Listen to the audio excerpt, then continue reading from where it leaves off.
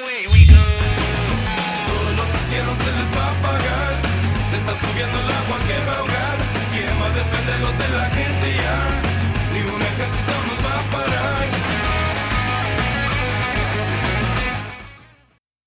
En la actualidad, la televisión ha tomado un nivel mayor dentro del material original para esta y las adaptaciones a series de algunos otros formatos como cómics, juegos o libros.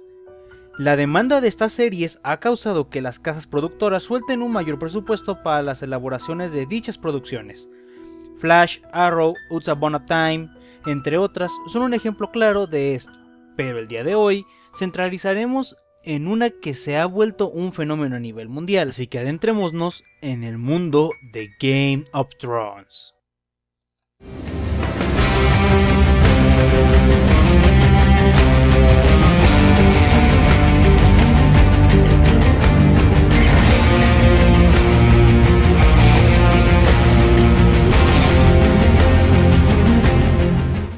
Antes de comenzar, quiero dejar en claro una cosa. En esta review no se harán presentes spoilers que puedan matar la experiencia de aquellos que apenas están interesados en entrar, mas aún así el video ocupará escenas o imágenes que estoy consciente que todo mundo ha visto en las redes sociales, sean seguidores de esta serie o no, por lo cual prefiero que se eviten comentarios ofensivos. Dicho esto, comenzamos. La pregunta más común al enterarse de esta historia que se ha convertido en un enorme fenómeno mundial literario y televisivo es esta. ¿Qué es en sí Game of Thrones? Esto es prácticamente una serie de novelas escritas por el veterano escritor George R.R. Martin, ambientada en un mundo medieval con tintes de fantasía clásica, historia que fue a parar a los intereses de las cabezas productoras de la cadena de paga HBO, la cual soltó presupuesto para una experimental primera temporada adaptando la novela de R.R. Martin, y que tras la sorpresiva respuesta del público en general ante esta, fue tomada como su serie de cabecera para el canal, y la cual en la actualidad tiene un presupuesto que toma una talla cinematográfica en vez de una serie de televisión. Game of Thrones o Juego de Tronos es la historia de la lucha por un trono, el Trono de Hierro, forjado por las espadas de los enemigos vencidos. 7 son los reinos de Poniente y muchas las casas que se disputan la corona, los herederos, los exiliados, los despojados y los actuales regentes, entre otros más.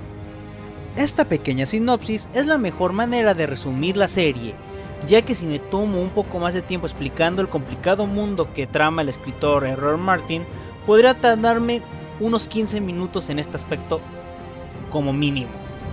Pero esta es una forma interesante para que la gente se sienta atraída y sepa de lo que va a tramar la historia que van a estar viendo a lo largo de varias temporadas o leyendo, dependiendo si se van primero por el libro. El fenómeno de Juego de Tronos traspasa las páginas de la obra de George R.R. Martin para entrar por la puerta grande de nuestras pantallas. Gracias al boca a boca y a una gran campaña de marketing, gente ajena al fenómeno literario decidió probar suerte, entre ellos su servidor, y se encontró con un producto de calidad apadrinado por la cadena norteamericana HBO, donde David Benioff y D.B. Wells adaptan las novelas de la saga, y de una forma bastante coherente y bien hecho. Y desde un punto de vista meramente crítico, las primeras 3 temporadas son unas representaciones muy fieles de sus versiones literarias. Aún así, no están exentas de sufrir cambios peculiares en su versión a live action. Un ejemplo claro de esto podría ser la diferencia de edades de algunos personajes, como por ejemplo Daenerys, que en la versión literaria al comenzar la trama del primer libro solo tiene 13 años, al igual que tiene en este cambio el personaje de Jon Snow respecto a su edad. Y posiblemente uno de los cambios que más asustaron al inicio a la serie fue la aparición de un personaje importante llamado Littlefinger, el cual dista completamente de ser el aspecto que George describe en sus libros. Pero tras pequeños cambios como este, los fans y críticos han alabado la adaptación, que si bien puede tener algunos detallitos que podrían mejorarse, no es nada visible a simple vista y que deja a uno insatisfecho. Pero pasando en cuanto a la cuarta y la actual quinta temporada, hay un pequeño cambio en su adaptación. Si bien el escritor de la saga de los libros comentó en algún momento, la serie tarde o temprano alcanzará los libros, y esto complicará las cosas. Por lo tanto, puede que durante la quinta temporada tome un rumbo totalmente diferente al que puede verse en la futura novela, y por lo tanto, deberemos tratarlo al llegar a este punto como un mundo alterno. A pesar de la noticia que desalentó a algunos seguidores de Hueso Colorado de este fenómeno, debo decir que esta ha podido mantenerse en los parámetros de calidad de sus temporadas antecesoras, y que aunque puede que el final de la serie sea muy distante al que algún día veremos en los libros, debemos confiar en que los escritores mantengan el estupendo trabajo que se ha hecho hasta el momento. Ya para finalizar esta sección, debo decir que si algo malo tiene la serie en cuanto a su traspase a pantalla chica, es que durante las últimas 2 temporadas se han omitido personajes que, aunque son hasta cierto punto meramente opcionales, poseen una gran carisma y que llegan a tener relevancia en ciertos momentos para ciertos cierres de las miles de tramas que transcurren a la vez en estos páramos de las tierras de Westeros. Pero para aquellos que no conocen los libros o simplemente no tienen interés en leerlos, no creo que tengan algún problema con este asunto. Si algo tengo que aplaudirle a esta serie es la intimidad con la que abarca cada uno de sus personajes. Más allá de solo hacerlos aparecer en escenas para que uno diga que no se olvidaron de ellos, ocurre la agradable situación de que esta aparición siempre tiene consecuencias que hacen evolucionar la trama y que nos van haciendo vincularnos más cerca con los personajes, ya que en esta serie hay una enorme variedad de personajes, hay cientos de ellos, y obviamente unos no son protagónicos, otros nada más son secundarios, otros simplemente aparecerán por un par de capítulos y les pasará algo, en fin.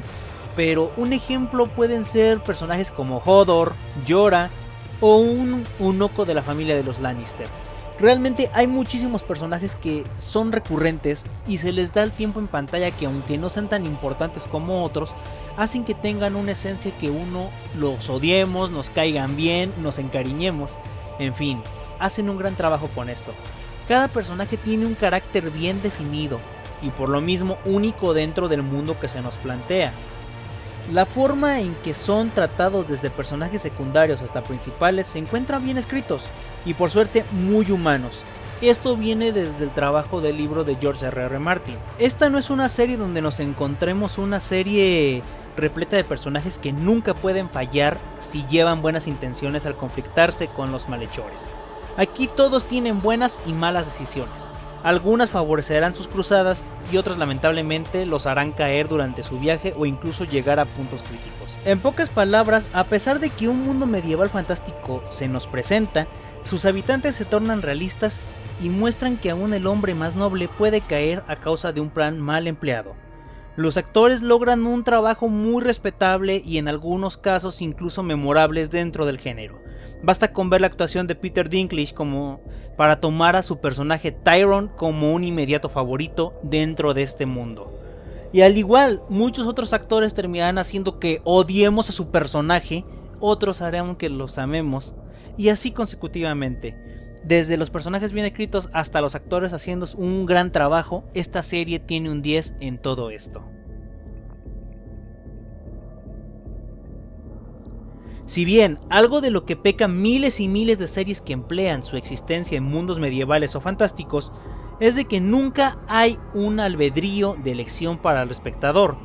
Desde sus primeros capítulos siempre te presentan quiénes son los buenos y quiénes son los malos, y obviamente el bando al que debes seguir. Juego de Tronos rompe esta fórmula gastada. Desde los primeros 4 capítulos te dejan en claro cuáles son las intenciones de cada familia y reino.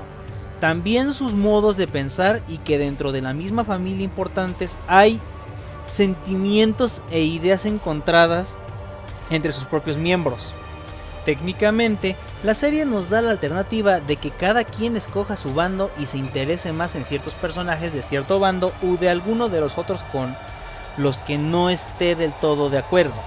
Desde los dictadores despiadados como los Lannister hasta los Targaryen que buscan reclamar lo que dicen es suyo, llegando incluso a familias fieles a la corona que terminan volviéndose renegados por los acontecimientos que van transcurriendo.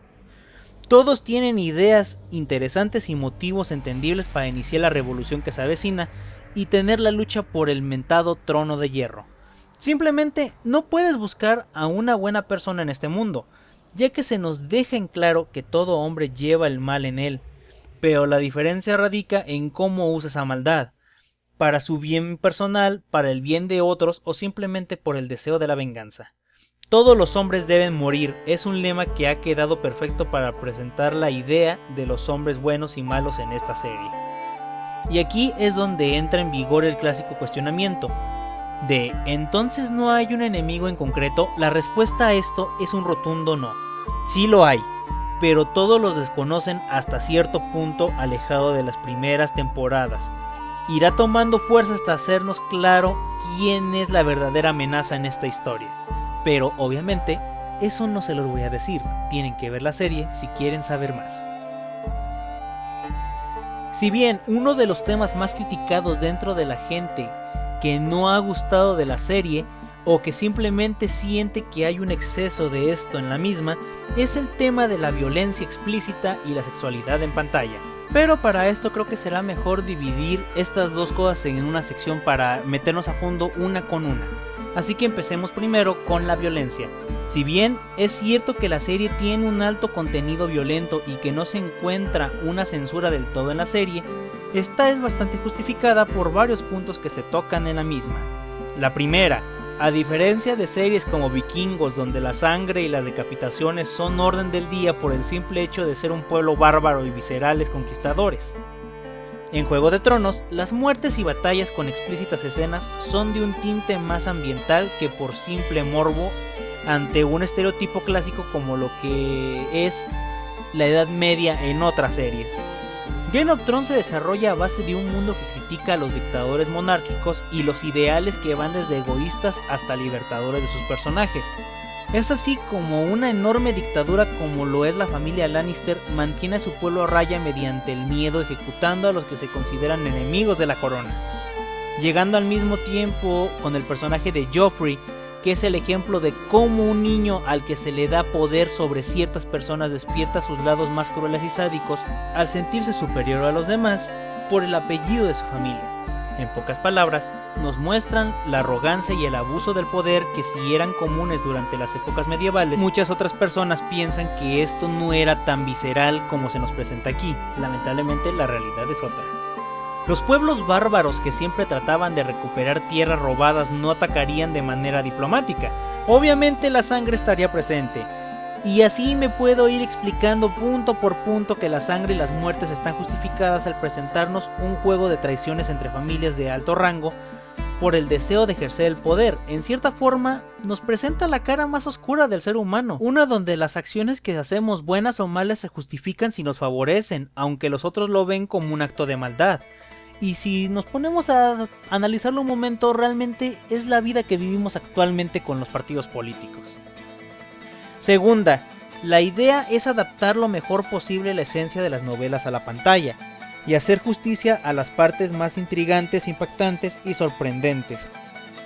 Hay momentos en los que te deja con un nudo en la garganta y si no usas exactamente ese lado visceral que tienen los libros, no va a tener impacto en pantalla. Y hasta eso, la censura ayuda mucho, ya que en este caso es casi nula por ser una serie que consigues mediante un canal de paga. Aquí no puedes excusarte en que la serie no puede ser transmitida porque tiene esto o aquello. Tú estás pagando por ello, es contenido privado. Así que, en pocas palabras, la gente que se queja mucho por esto no debería. Y si bien estas escenas de las que hablo que te dejan con ese nudo en la garganta o que simplemente te emocionan, no todas de estas recurren a la violencia, sí hay algunas que son relevantes e impactantes por el mundillo de Martin, lo cual se logra de buena forma. Tercer punto, Game of Thrones no es una telenovela como ocurre con The Walking Dead, en donde algo meramente relevante ocurre solo en inicios y finales de temporada. Aquí siempre se encuentran ocurriendo cosas, y siempre hay tramas que inician y terminan, es un ciclo infinito, y nosotros como espectadores debemos comprender que un mundo donde el pensamiento no era tan puritano como el de la actualidad, la violencia era la última palabra. En cuanto al tema de la sexualidad, hay tanto cosas buenas como malas en la serie. Primero que nada, sí, hay un exceso bastante notorio en cada temporada de la serie mediante los desnudos, pero no implica que siempre estos desnudos conlleven a sexo explícito en pantalla o escenas simplemente vacías. Por el punto positivo debo decir que ciertas cosas son tratadas de un modo más provocativo e insinuante a un simple encuentro sexual sin motivo aparente. Un caso en particular ocurre con un personaje que aparece durante la segunda temporada, la cual utiliza los encantos de su físico para engatusar las mentes de personas poderosas, y que, más que verse como una ofrecida, ella comprende que el cuerpo de una mujer en esos tiempos puede ser un arma de doble filo. Incluso hay momentos en los que la sexualidad se utiliza como una tortura bastante cruel, pero aún no basto con esto, también hay momentos donde el sexo es meramente pasional y presenta la revolución en ciertos romances que ocurren en la serie. También nos encontramos como la epístote, en la que se terminan concebiendo momentos importantes de la serie que llevan con el término de los bastardos y de cómo el linaje se mancha. Incluso hay una historia en unas temporadas más avanzadas que se basan en el descubrimiento de una persona educada para ser una máquina de matar, que al entrar en contacto con el género opuesto y mirar su desnudez empieza a perder su invulnerabilidad ante la atracción de las mujeres, y con esto la idea del miedo y el acercamiento emocional forman una compleja táctica para darnos una perspectiva distinta de lo inapropiado, como muchos lo consideran en la actualidad. Mientras que en los puntos negativos de este asunto, nos encontramos que conforme avanza la historia pareciera que en la serie se lucha una batalla por ver qué tantos desnudos pueden aparecer en cada temporada. Incluso hay algunos que simplemente pueden omitirse. Un ejemplo claro es una escena donde nos presentan cómo las madames de los prostíbulos medievales enseñan a una recién ingresada el arte de fornicar. Cosas como no gimas tanto porque no se la creen, no te muevas tan rápido porque si no vas a perder el chiste al cliente y no te va a volver a llamar, cosas por el estilo. Simplemente es algo que se puede pasar por alto, pero que aún así está en pantalla. Otra forma en la cual emplean mucho de mala forma el sexo sería el constante recurso de las cortesanas que parecieran que nunca duermen y siempre tienen que estar presentes ante algunos de alto mando que van a revelar secretos de ciertos personajes.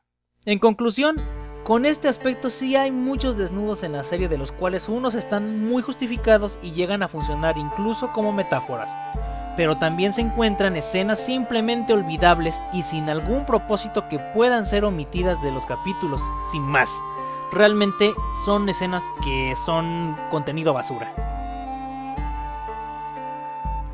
Posiblemente este es el punto más importante referente al éxito de la serie y de su bien merecido reconocimiento. El punto aquí es simple. A diferencia de series como Merlin, Camelot o Vikingos, Game of Thrones tiene una unión perfecta entre realismo y lo fantástico. Pueden aparecer dragones no muertos provenientes del invierno, grotescas criaturas exiliadas a una isla, o incluso demonios provenientes de lo más profundo de un compendio de conjuros de una hechicera. Y aún así, podemos sentir que los elementos fantásticos no le quitan el poder realista, y esto es algo que ocurre muy rara vez dentro de series de este tipo. La estética de la serie es muy variante y eso implica que no nos acoplemos solo a un estilo de fotografía y filtros de cámara. Podemos ver en unos momentos páramos desérticos que estallan en calor por la intensidad del sol y unos segundos después pasar a una ciudad con un tono parecido al filtro que usa DC en sus películas de cine, y luego pasar a la Gran Muralla con un filtro de luz frío y que hace que todo cambie desde que se ve en pantalla. HBO logra hacer que cada lugar de los caminos de Westeros y acercados luzcan con un toque personal y sean diferentes entre sí. El apartado musical es algo muy importante en Juego de Tronos. Las tonadas medievales que nos hacen entrar en ambiente al inicio y conforme avanzamos la trama, los juegos de temas musicales desde simples acompañamientos hasta explosivos ritmos que cubren de misterio los finales de algunos capítulos y llenan de emoción las escenas más crudas, es lo que nos lleva por una banda sonora bastante cambiante que se acopla a la situación. En este aspecto, Juego de Tronos tiene un 10 en su banda sonora, está muy bien empleada, muy bien compuesta y siempre aparece en el momento adecuado. Haciendo una rápida mención al ámbito literario, debo decir que su versión escrita es una novela pesada. No es para todo mundo y por lo tanto gente que esté interesada en conocer primero las novelas de George R. Martin, les advierto que no son libros fáciles de leer. En un punto negativo de esto estaría la pésima traducción que se está publicando en la versión más conocida en México, que se encuentra en tiendas Sambors, puesto de revistas y demás. Estas ediciones se encuentran plagadas de una traducción literaria de nombres de los personajes tales como Invernalia en lugar de Winterhold, Jon Nieve en vez de Jon Snow, incluso hay una edición donde se traduce como Juan Nieve. Juan Nieve.